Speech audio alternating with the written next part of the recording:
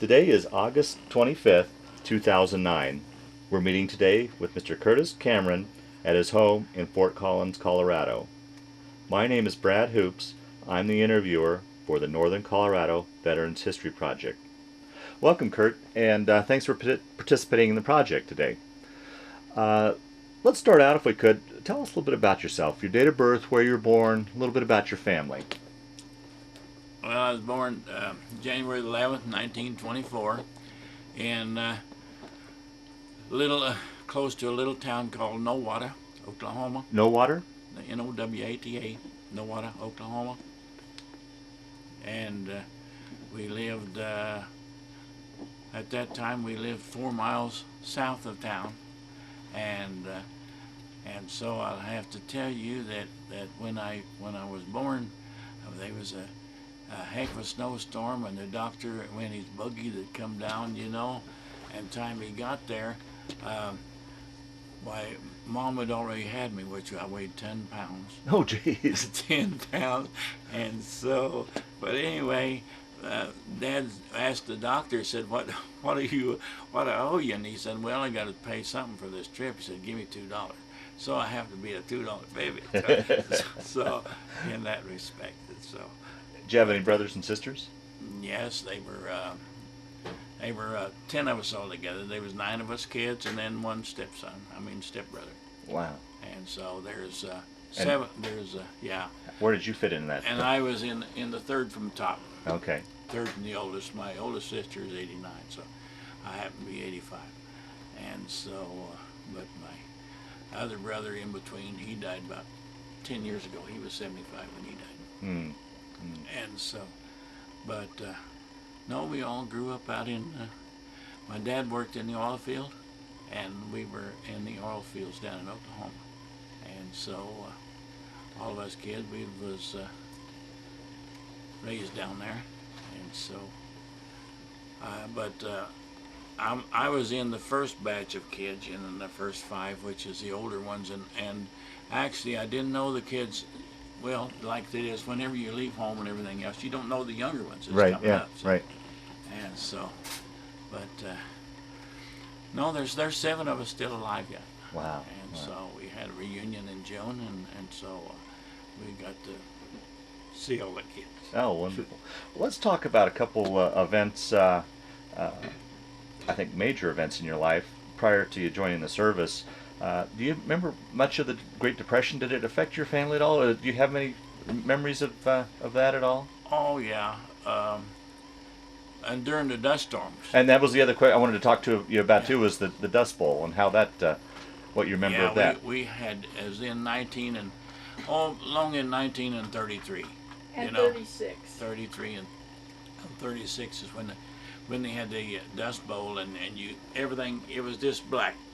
You couldn't even see, and so you could. We had to walk to school 3 miles to go to school, and we had to wear handkerchiefs over our face in order to go to school for the dust storm. So, but I guess maybe Colorado was going to Oklahoma, or Texas was coming over, or something like that. But anyway, and which is pretty bad, because everybody was going to make a killing, and they went in and plowed up all the country. Yeah. So there was nothing to hold the vegetation. The vegetation, everything like that. So that's what caused all of that. So. Wow. But. And you went through the school system there. Grew up there. Yeah, the whole... I went to school in a little schoolhouse that had all 8 grades in it. There was only 35 of us kids. Wow. And so, but which was great, because they taught school to all of them, and you got a benefit of all grades. Oh, okay. And so, but then I went to high school in Nowata. I rode the bus every day, and we went to high school for 4 years, and I got out of high school when I was 17 years old. Okay. And take your story from there. What'd you do once you got out of high school? Well, when out of high school, they had the program called the National Youth Administration in order to train the young guys for the war effort, and so I went to. So the war had already broken out after you. Yes, because this was in 1940. Well, I graduated in 1941. Okay. In May of 1941. Okay. And so this was long in well in the later, I think it must have been in November, December, Okay. something like that. Is when I went to school in Tulsa, and I went to machinist school for 3 months. Do you remember where you were and what you were thinking when you heard Pearl Harbor had been bombed? Actually, we heard it, but I wasn't old enough to grasp at what the heck was going on. Sure, sure. So it it was like young kids. It didn't concern too much, but and after you got into it, why then was a different story. Right, right. But then when I graduated from machinist school, they sent me to place me on a job in Bristol, Connecticut. Oh, okay. And that's about 3,500 miles away, and so. Well, talk about that, because I imagine growing up, you hadn't probably traveled too far away from home. What was that like now to be clear across the country and on the East Coast, no less? I don't know. It was a job, and so I had never seen the country, so I thought, well, it'd be great. You weren't homesick or anything like that? Did that? Well, I'll have to tell you about that. After I was working for New Departure for about 3 or 4 months, I got homesick, and you couldn't work, you couldn't do nothing, and so the boss come and took me in, and he said, I think what you need to do is go home for a couple of weeks. So I did. And, and when I got back, why, that was it. I never got homesick again. So he said, just the idea of going back home. And so, but anyway, and then when the draft come along, when I was 18 years old, I got draft papers, and so that was what I was telling you, that they drafted me and out of Bristol, Connecticut, and I didn't want to be drafted up there, so I had my papers transferred back to Oklahoma, back to Nowata. Well, let me ask you too. We were talking about this earlier. With your job, you could have gotten an exemption. Is that correct? Right. Yeah, and you chose not to, right? Yeah. Yeah. I was, well, it was short of a black mark against you if you were a 4F, because everybody looked down on you and they treated you like a dog. So it was, and everybody else was patriotic, and so the thing would do was get in the service. Okay. And so you could do your part. Okay. So you said you had your papers transferred back to Oklahoma? Yeah, so I could go into service with my buddies, but when we went through the separation center and everything else, and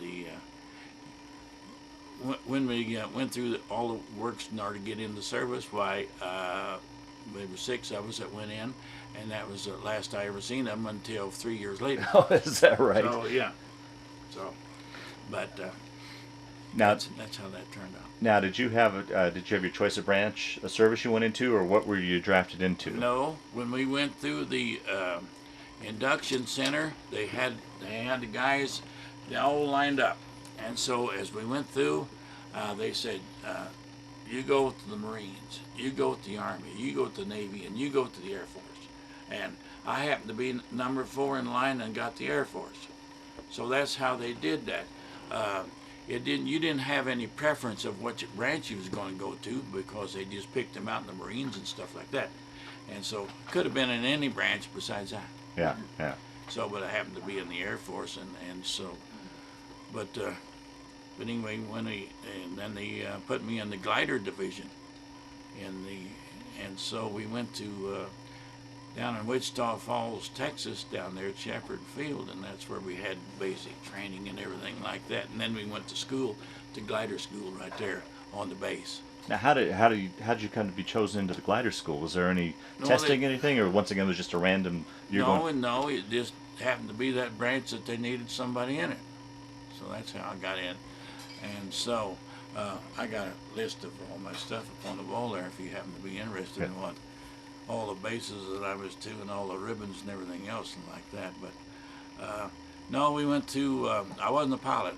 I was a mechanic or crew chief, and so I was the one that repaired all the dad blame gliders. And so we assembled the gliders, put the wings and everything else on them, but we had glider pilots there, and the glider pilots, and we say, well, they're ready to go, and they said, no, we're not, because you have to go with us.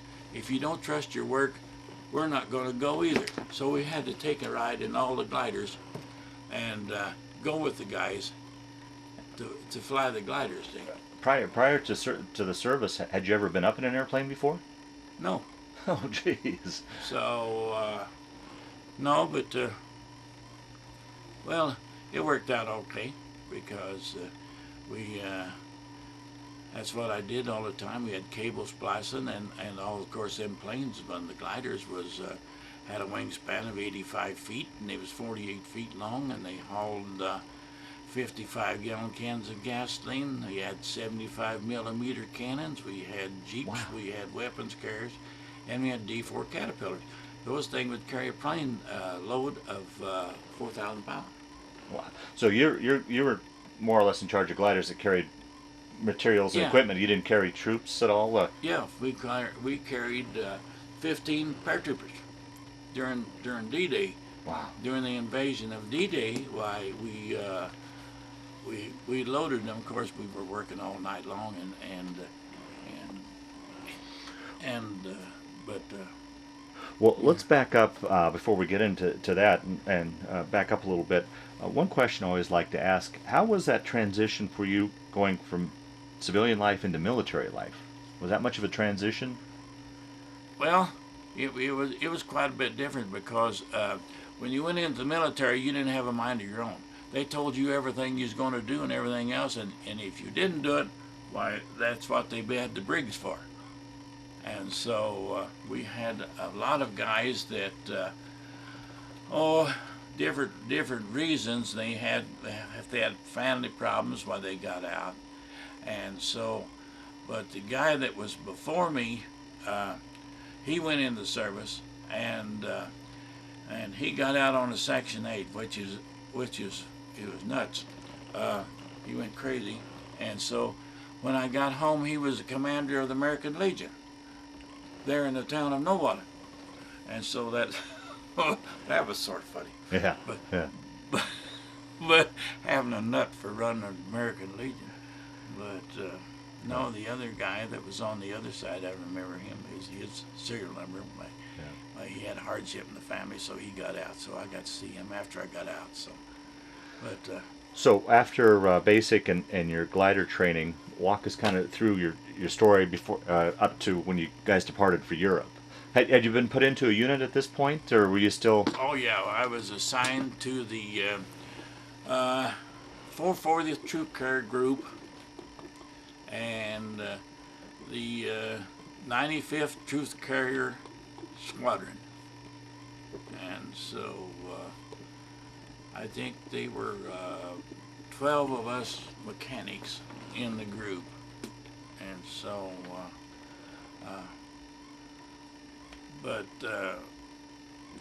which is a sad thing. I'm the last one of the group, Is that but right? still alive. Ah. So, but Where did you guys go then from Texas after?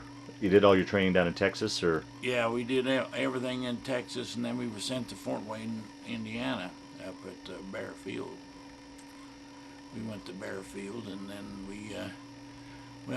we did work and help them fly the gliders. They had training at every base, and so we went from there to I think we went to Sedalia, Missouri, down by Knob Noster, Missouri camp. I can't remember what the name of it was. But anyway, and then we went. Then they just shipped us around, and they went and moved us to Alliance, Nebraska, out there in the flatlands, so they could, and practice with the gliders, flying them and stuff like that. But which made it nice because we got to go as co-pilots. Oh, really? On gliders all the time, and we got 50% base pay for doing that, which was a pretty good deal, and so we could fly the gliders just about as good as the other guys. Is that right? So when the pilot was along there, and he'd say, "Well, I'm getting tired here," and so you would fly it, and so he would walk you through it. And so, Were those things kind of hard to handle, or how was that flying those things? well, no, they weren't bad at all. I mean, they had the wheel, like for it was just like an aircraft, Okay. just like the aircraft and everything like that. And so, but you had the altimeter, and then you had the airspeed, and then you had I had a bank and turn on it, a bank and turn indicator, and that's about the three. And I had a compass. I had four instruments on the dash. That was it. Wow. That was it. That was it. Of course, them old flimsy things was made out of nothing but tubing with fabric over the outside. Wow. And then the wings were made out of plywood with fabric over them, and so but the base where the hold the cargo was made out of hardwood, and it was I think it was 8 by 20. Hmm. And so, but they were sort of a crude. Have you ever seen the picture one? No, I got pictures up there. A picture over here. Okay. So that, but anyway, sort of a crude thing. And Were they built only to be used once to land in, or were you? they was only made to fly and be in combat 15 minutes. Wow. They were disposable. Yeah. Okay. See? And so, but I got one my glider. I went and painted on the outside of it was Hitler's Revenge, in which I spelled Hittler, Hitler, and it was all. And I have pictures of that. And that old glider, it made 6 missions. And so they bring it back, and it'd be full of bullet holes and everything else, and you just take the doping fabric, cover up the holes, and and so they'd send them out again. And so that old heifer stayed up pretty good. I mean, telling you, but So where did you guys then go from Missouri? oh, we went from Missouri to I think we went to Missouri.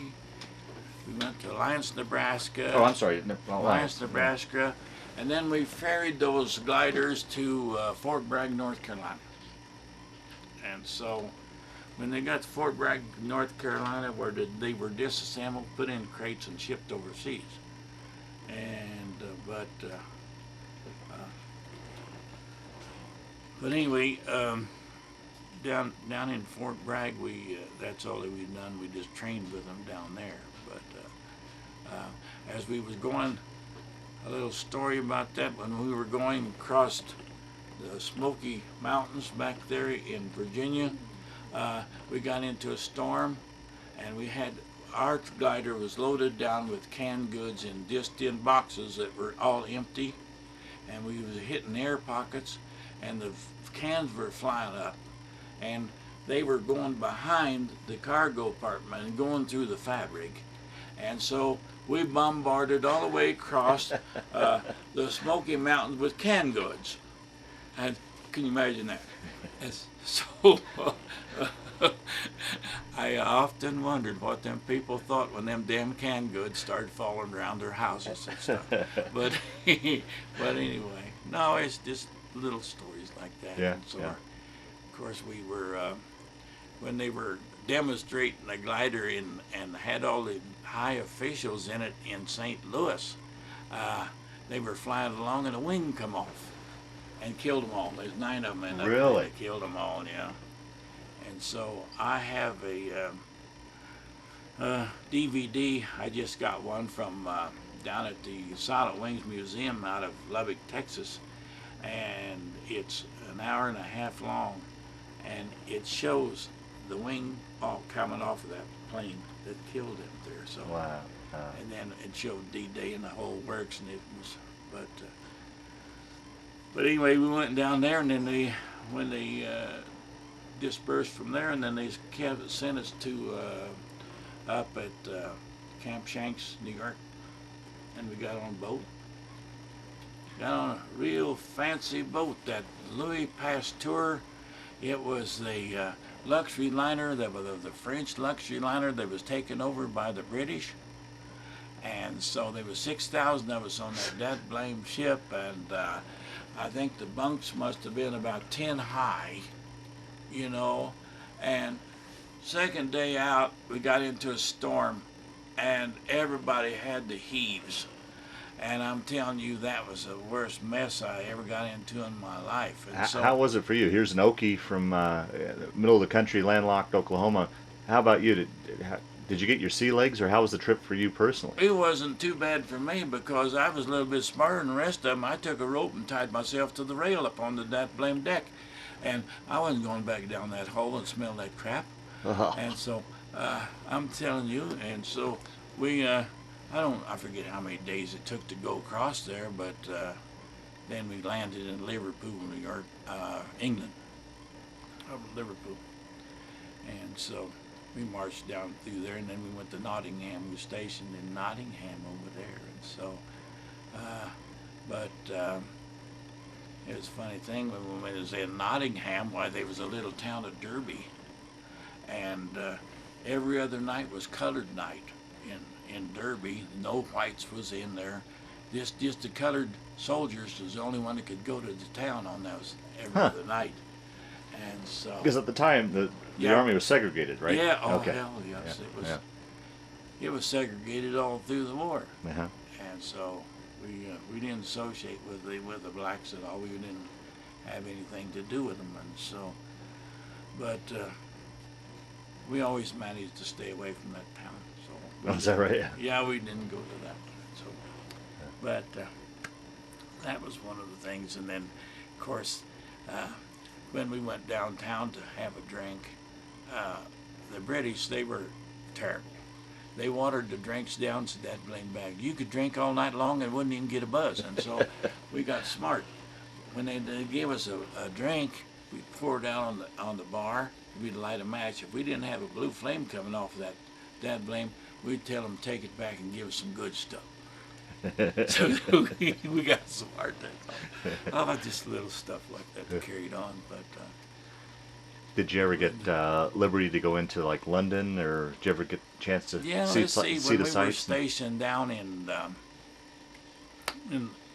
Nottingham, we got to go down to London for a week as to recuperate, which is you didn't recuperate when you went down there. You partied for a week. So,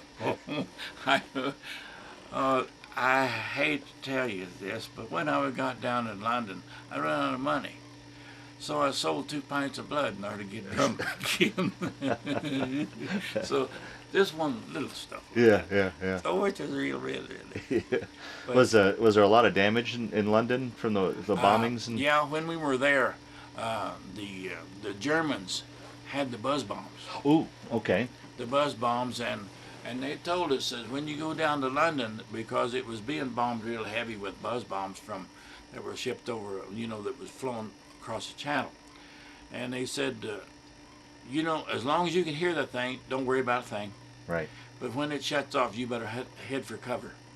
Wow. And so, but it was really a funny thing because the Germans, they didn't know it, but if they'd have bombed for another 2 weeks, England would have given up. Wow. And so, but the Germans were really smart though. They had come out with a jet aircraft in 1933. Right. But the buzz bombs had jet engines on them too, see, and it flew over, and so they were sort of a crude-looking thing that they shot off like on a catapult and shot it over there. But when I was stationed out of Nottingham, and then I went down to Exeter. I was stationed down Exeter on the coast, down Exeter, England. And of course, all the towns on the coast had dirigibles with steel cables, and all of them, in order to keep the aircraft, when the aircraft flying along, to clip the wings off of them. See, so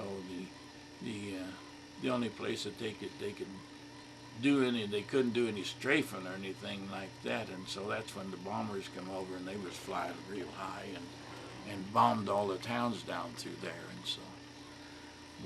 But Were you down there when there was some of the bombings went on, or had the bombing already been bombings? oh no, we had bombings all the time. What's that like for someone like me or others that watch this that have no Well, clue what it's like to be in a situation when you like that? first hear them things, you want to run and hide everything every time you hear one. But then, after a while, you figured, oh, what the hell, you Huh. know. And so, but I might tell you that the little old town down there at Exeter, when I was there, they had a Spitfire manufacturing place with Spitfires, and all their test pilots were women. Really? Yeah, the British had test pilots for women, and that's the sweetest engine you ever heard. Yeah. A 16-cylinder inline Rolls-Royce engine, and so, but even to this day, when I see a P-51 go across with that inline engine in it, you know that really sounds great. So. But anyway, no, we trained all the time at different spots and everything else, and they even practiced water landings and stuff like that too. See, With the gliders? yeah, Really? Yeah. land them in water. And of course, go out and drag them out of there. So they floated pretty good. So, but that's the only trouble that when we invaded Holland with gliders, the Germans went and bombed the dikes and flooded the country, and we lost a lot of guys because you take a paratrooper that's has 60 pounds on his back and jump out into the water up around his neck. Yeah. He's not going to last very long. Yeah. Yeah. So. So this whole time in England, you're preparing for the invasion for D-Day. We didn't know when it was coming, but we knew it was coming, and so we practiced every day. And so, and the day that I don't know, we were, I forget where in the heck we were at. Another thing I got to tell you is I run onto a guy, the 82nd Airborne got tired of the sea rations, and so they shot an Englishman's cow and butchered it. And so they come over to us and they said, you guys want some steaks? And I said, oh, hell yes, man, we move right after the steak. And so I never did figure out who killed it or anything about it, but the kid by the name of Stan Cass that belonged to the VFW, I heard him talking about shooting a cow. Well, that sounds familiar. So I listened to that, and I went over and talked to him, and I said, hey, our company was right next to yours. I said, we got some of your steaks. And he said, is that right? Damn. After 50 years, I found out who went and killed that cow. But of course, he just lived across town from you. But anyway, the government had to pay for the cow anyway, and nobody knew anything about it. They were dummies, you know. Yeah. So, so. Well, talk about the days leading up to the invasion, and as you prepared, and then the invasion, and take your story from there. Well, after when you want me to tell about the invasion? Or get to it. Well, we got word that that we were going across the channel, and so we had to take and paint stripes on the planes. You know, we painted the stripes on the wings and on the tail so that we could recognize our aircraft and all of them. And so, but that night we stayed up all night long and loaded gliders and everything else. And I think we had 200 of them on the runway. Oh, geez, that must have been a sight. There, and so, but anyway, I went in that ruckus. My job was to hook the tow ropes up on the airplane, and so that was my job to do that. And after all the gliders had taken off, why, I looked down on my arm and my watch was gone. And so the next day I went back down on the runway and I went and looked and looked, and finally found my watch. The only thing was, it was just the guts. Well, I got it on my my souvenirs there. That watch that I found it. But that was the only thing that was left of it, because after all them blade gliders and planes running over the top of it, sort of ruined it just a little bit. So, Yeah. so, Well, that must have been a sight to see all those gliders taken off and oh yeah, yeah. they were, and so It was a late night takeoff. early, It was the night before the actual invasion, correct? early morning. Early morning. Okay. Early about 5 or 6 o'clock in the morning. Of course, I think the paratroopers went in about 4, Mm-hmm. and then the gliders went in. And so, no, we didn't. I didn't go in across the channel till about 4 days later, something like that. See, you had to wait for the Seabees to take and get off the boat with their caterpillars and everything Right, else, and right. clear a landing dirt strip for the planes to land on. See.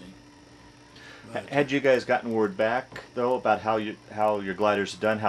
well, the glider pilots and everything they had maps and stuff of where they had to land and everything like that. But that was another sad thing, because the Germans' intelligence was out of this world, and they knew that this was coming and where they was going to land, and they put up railroad ties. Yeah. And so they had them all in which called spaghetti fields or asparagus fields. Mm. And the only way they could land was they had to go in and in between and shear the wings off. See. Wow. Jeez. And so I don't know, the casualty was about 80%. Oh. Huh. And they said the G didn't stand for glider, it stand for guts. So anyway. Wow. But no, we still had missions. We had seven missions, I think. After that. Yeah. Yeah. Well, talk about. So you went over to the beach 4 days later. What did you see there? What Well, the scene looked like at that point? Everything was still pretty well tore up and everything, Of course, flying over the top of it, you could see a lot of debris on the ground and everything else. Oh, so you flew over? Oh yeah. Okay. They flew us over. Oh, yeah. okay. Whenever they got the landing strip done, they flew us over. So you got a bird's eye view of everything below. View of everything down below. Wow. Yeah. So we had. Let's see, we was in Le Mans, France. I think that was the first place we landed, and we had set up a tent city. We lived in tents. How were those conditions as far as? Well, with dirt floors, it's. And then we had old round. If I remember right, the weather was pretty. It rained almost every day in England. Mm. But it seemed to me like it was really cold, because I remember having a little old cold. They had a coal stove for the middle of the thing, and Mm-hmm. there was 6 of us in this tent, with bunk beds in there. And so some of the guys thought maybe that they'd warm it up a little bit and heated them too much and burnt the tent down. So Oh, jeez. this little bit of accidents and stuff. But when we were working on the line, where the aircraft and stuff was, where we was at, they would come down and bring food down in a GI can. So most of the time we had stew. They had cooked stew, and then in the meantime, while we had K rations. And worst meal you could ever have was a K ration. The chocolate was so damn hard you couldn't eat it, and all the other stuff. But they had us guarding the aircraft, see, that they had placed there, and so that was real good duty, because we would go up in the plane, and all those planes were filled with C rations. That was really good stuff. And of course, we stole them blind, but we didn't know who did it. So Yeah, right. so, but I don't know, their hash and the cheese and the stew. broke out. They had everything in there. So. So once you got over to France, were you able to salvage any of the gliders, or were they bringing over fresh gliders for the next missions? No, we went out in the field, and we had 2 steel mats about 30 feet long that we put in front of the tires on the gliders. Then we went out here about 100 feet and put up 2, looked like 2 cane poles, you know, with a loop on it. And a C-47 come along with a hook on the belly and hit that loop, and the glider went 30 feet this way and 300 feet this way. Wow. So, we just quite a thrill. So, but we pulled a lot of them out of there, you know, and then we would bring them back over the basin, and so we could clean them up. But when we got to Orleans, we had hangars and everything else. They was all bombed out and everything like that, but we had runways and stuff like that, and they had aircraft scattered all over, like B-24, 17s, and everything else that crashed there. See, so. Wow. That must have been a sight. So, but yeah, that was quite a deal, and so they had a 500-pound bomb that just went blowed up outside the gate, and of course I drank a little, and I went to town. I come home and I fell in that bomb crater hole, mud up to here, down there hollering, oh, somebody help get me out of here. So, of course, the buddies, you know, then formed a chain of guys, and got me out of the mud, and so.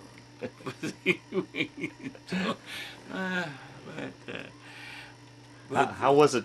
You said you'd go into town. How was it? This was France. How was it interacting with the French and the locals and stuff? Oh, hell, the French was so damn glad to see us that we could do anything, you know, and so we all the drinks and everything was pretty cheap. So women pretty cheap. So,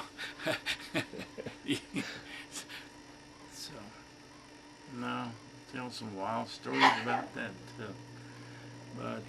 But no, we just we knew we had a job to do, and that was the only difference between World War II and the other world, because we knew what we were doing, and we had a job to do, and we wanted to get it done.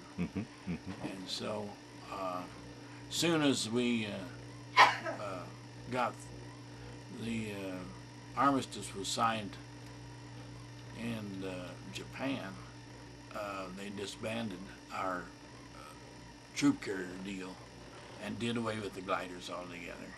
And so, but that's when the war was over, and they didn't want to bring all that stuff back, and so they took all the equipment, they took it out in the ocean and dumped it. Is that right? You know, like the trucks and the jeeps and everything was out there, and they dumped everything, and the guns and everything else, and so it was which is probably nowadays they probably wouldn't have done it, but then, well, there was 16 million guys, you know, and so there's quite a few. Right. Well, where did you guys from France walk us through your rest of your time there in Europe? Where did you guys go from France then? Well, we were stationed down in Kassel, Germany. They put me in the MPs there for a while, and then they went and transferred me down to a air material squadron that was down in Kassel, Germany. So this is after German surrender, and you guys are part of the occupation force? Yeah, we were down there when Germany surrendered. Then we went down there, and then when Japan surrendered, well, then they disbanded, and they sent us home on the point system. What was there any talk of after VE Day? Was there any talk of transferring you guys to the Pacific Theater at all? That was the thing to do. They was training us to go over there, to go to Japan. And so, if the war hadn't ended, well, we probably would have went to Japan. Yeah. Okay. But anyway, those were happy days when the world was over in France. Everybody and the town was wide open, and everything for 3 days, everybody Big celebration? danced in the street. Wow. So Wow. it was wild. And so, but anyway, you know, we had to, it wasn't all work because when we were stationed in Kassel, Germany, we went to they bused us up to Berlin up there, and they had Bob Hope. Oh, really? All the entertainers Oh, was there, wonderful. and everything like that. And of course, you couldn't. You take 2,000 or 3,000 guys sitting out on the grass. It was just the idea. We were there. Yeah. So. Was there, can you describe the scene like in some of these German villages or Berlin? Was there a lot of destruction and what that was Well, like? it wasn't nothing but the shells. Wow. You know, most all the towns that we were in, even in France, instead of now Paris was pretty well saved because of course the Germans, they were there for about 5-6 years, and so they. But when we went down to Paris, why we got to see. We got to leave and go to Paris, and so we seen Eiffel Tower, and we seen all that stuff, and walked around and seen everything, and of course, you know, all the cathedrals, those churches and stuff like that. They were beautiful inside. Wow. So now I have pictures of a lot of bombed out buildings, which is a whole book of stuff here that's of all the stuff that was bombed out. There's me at 19. Yeah, we'll videotape all this here So at the end of the interview. Yeah. 17. Yeah. Anyway, Yeah. but So you were in Germany when, of course, VE Day and then VJ Day. So the war is entirely over. How much longer were you there, as far as the points you had, and before you were able to come home? Then.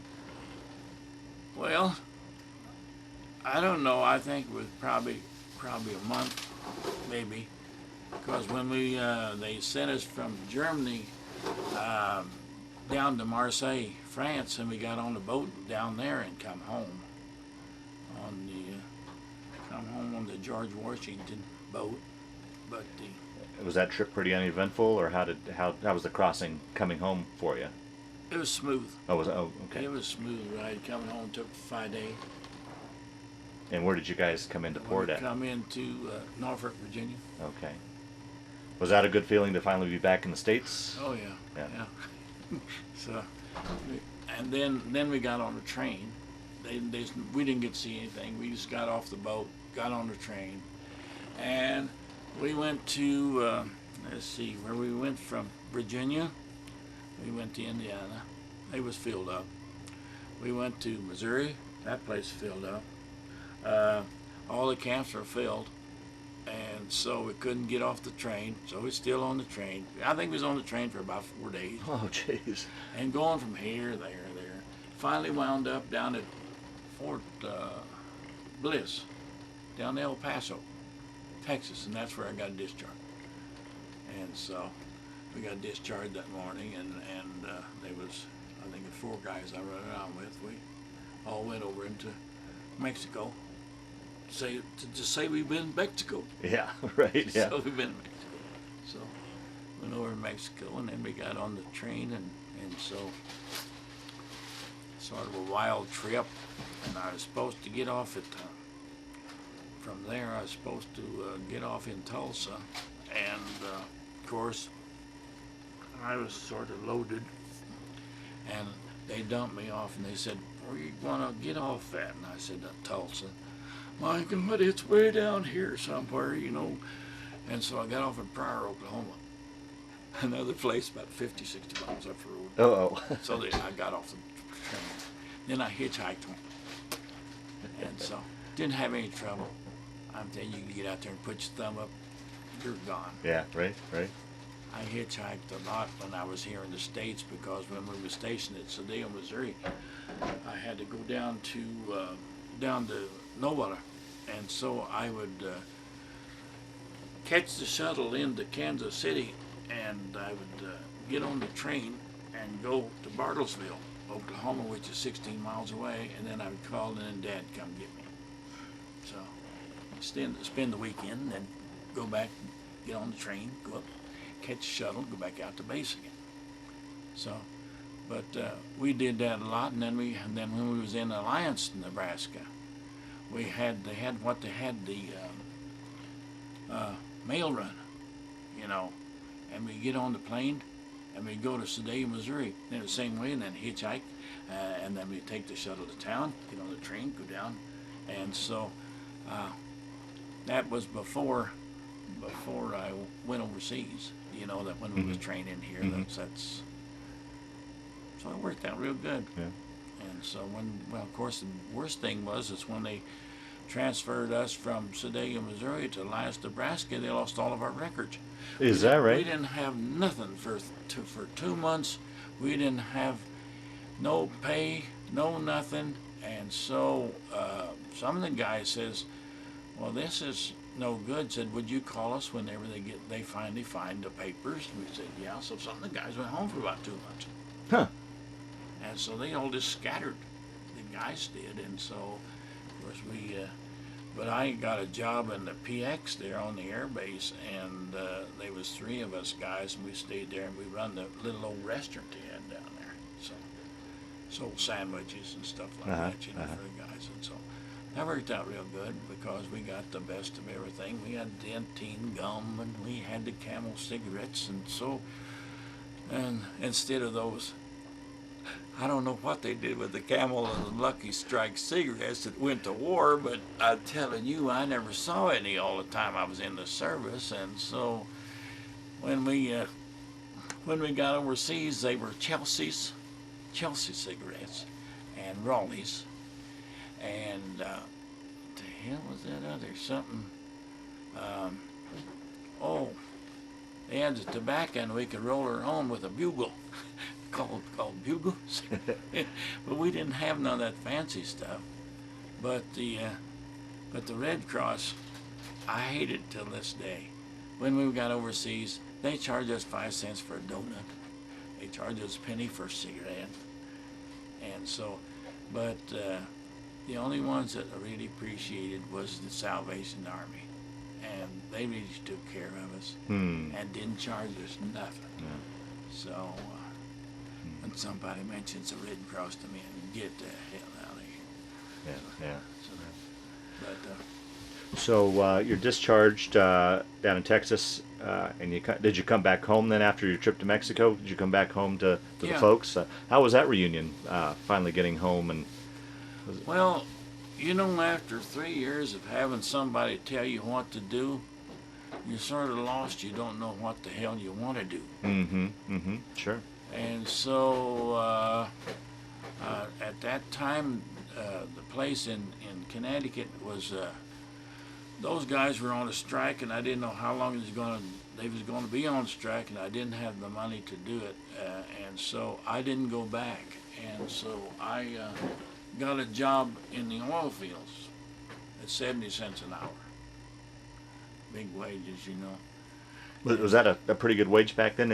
You mean? Well, it wasn't too bad, really. Let's see, that made $5 a day. Can you imagine that? Wow. $5 a day. Well, you could buy a week's supply of groceries for $5. So, you know, and like pair of shoes, $1.50. Pair of jeans, probably around $1.50, $2 for a pair of jeans. And well, everything was. So nobody had any money. I mean, everybody was in the same boat. Yeah, and right. So, no, I went to school. I finally went to school in Kansas City, and at the National Trade School for a year, and to be an auto mechanic. And Using your GI Bill? Yeah, on the GI Bill, and that's what I did for 40 years. Auto mechanic? Yeah. Is that right? Yeah, stayed with that. And so I was an auto mechanic, and I retired in 1985, and I was working for American Motors.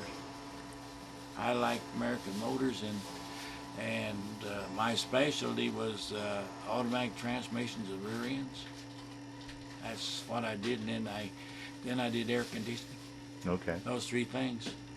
And so I didn't have any problem because I didn't have to work on the engines and stuff like that. I could do anything they wanted because I was ASE qualified in 8 categories. I could Wow. do front end alignment and the whole damn works, and I could do anything it could do.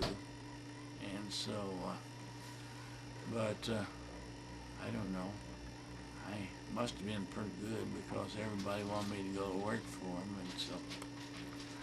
Well, talk about how you met your wife and a little bit about your family and. Oh, I was. She's my second wife.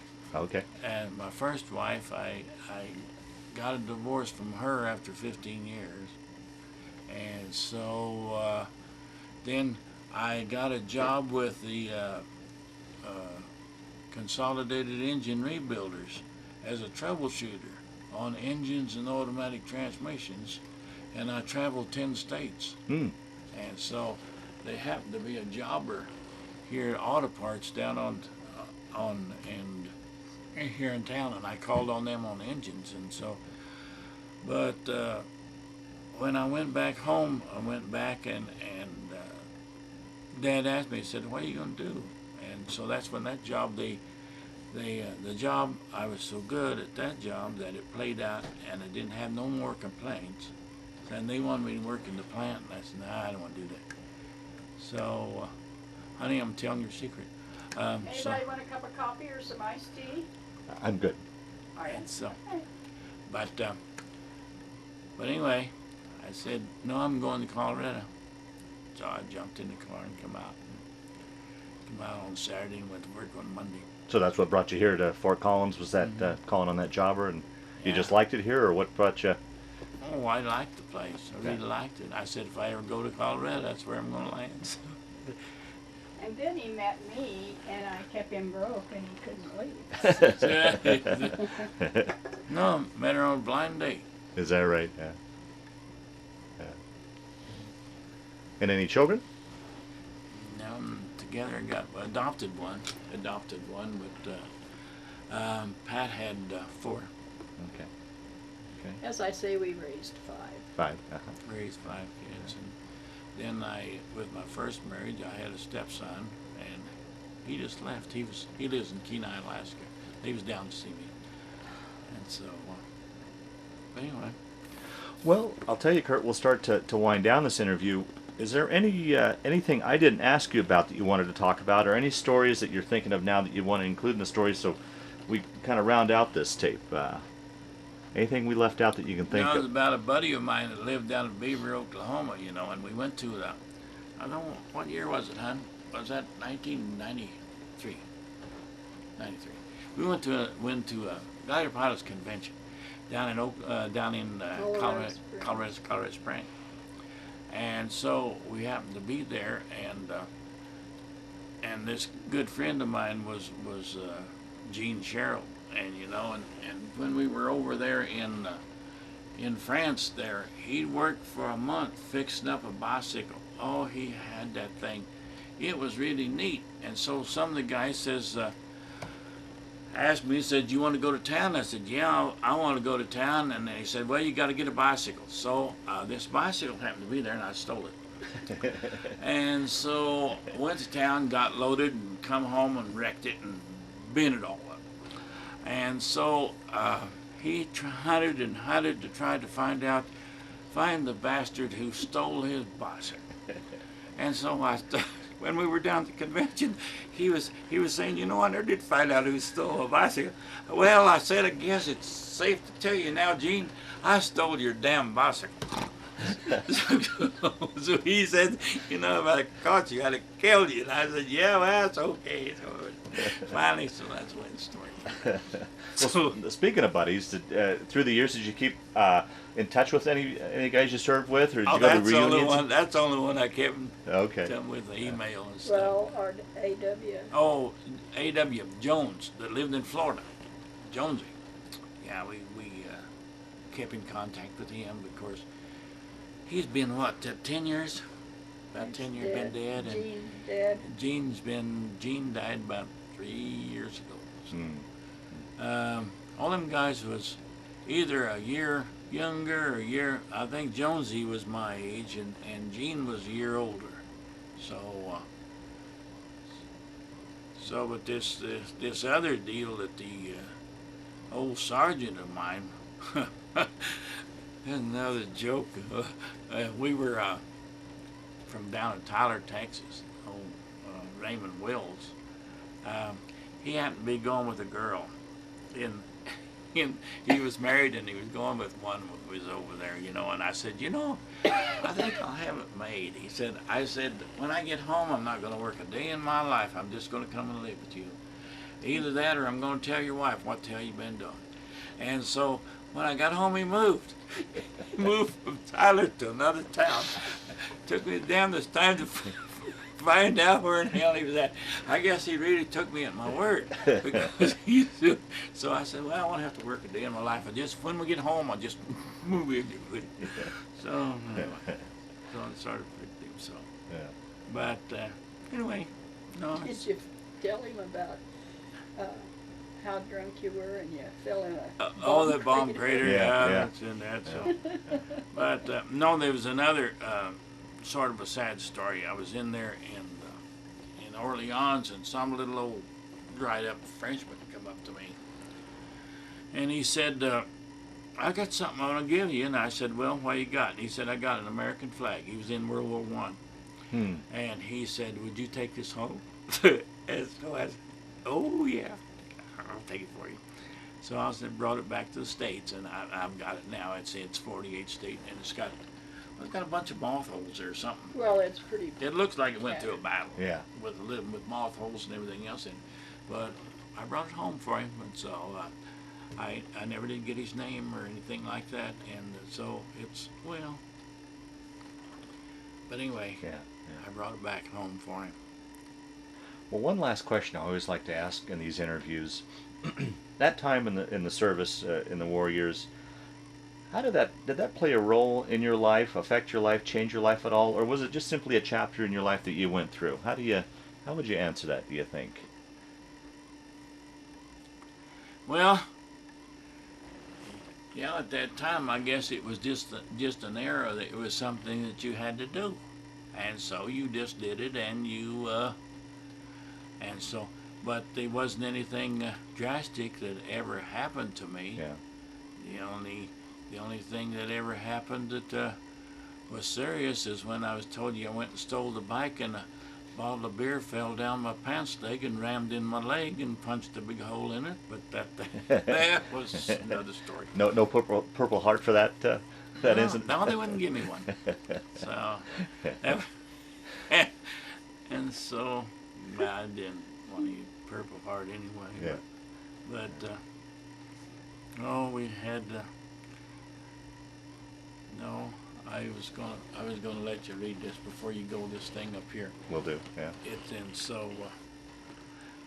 But anyway, no, actually, and you know, a lot of the guys, maybe they had it worse than we did, but everybody had a job to do, and we did it, and so, but. I don't know why anybody wouldn't want to talk about stuff and get it out. It helps your mind if you do. Mm-hmm. Mm-hmm. So I didn't talk about it for a long time. Anyway, you get to think about, well, you know, maybe someone would like to hear some wild stories and stuff. I like do. That, so, and so, but it's been an interesting life. And Well, so, it sounds like it. So. Well, Curtis, I want to thank you for sitting down to tell that story today, and but more importantly, I want to thank you for your service to our country. anyway, thank you. Curt, do you remember where this picture was taken? That was probably taken in New York before I went overseas in Camp Shanks, New York. So, Bob, this is a pretty neat setup here. A big framed picture of all various artifacts and stuff. Do you want to talk a little bit about this and anything on here? Well, the picture of Adolf, I tore it off a wall in Kassel, Germany. It happened to be there. That's the only one I've ever seen while I was in the service. And Wow. So it looks like he's got a bullet hole in his cheek, but that's where the bolt was bolted on the wall. And so, But the neighbors, I brought it home and the neighbors had a fit, and they said, "Why don't you take that out and break it with a hammer?" And I told them, I said, "You know, it took me 3 years to get that thing." And I said, if you don't like it, you probably be speaking German or Japanese, so just shut up." And so, but anyway, no. And I wound up, when I got out of service, I was a corporal, and so I have all kind of ribbons. I have a ribbon with 7 battle stars on it, and I have 2 presidential citation medals, and then I have my glider wings, and then the rest of it is I have a German flare shell here in the top, and I have wooden bullets down in the bottom, which the Germans used, was covered with cyanide in order for close fighting of 15 feet to kill the guys. Wow. And so I all have English money, French money, and German money there in coins. And and the MP place that you see down in the corner, we were put in the MPs after they dispersed the gliders after the war. They put us in the MPs for a while, and then that's when they transferred us and was training us to go to Japan. And so.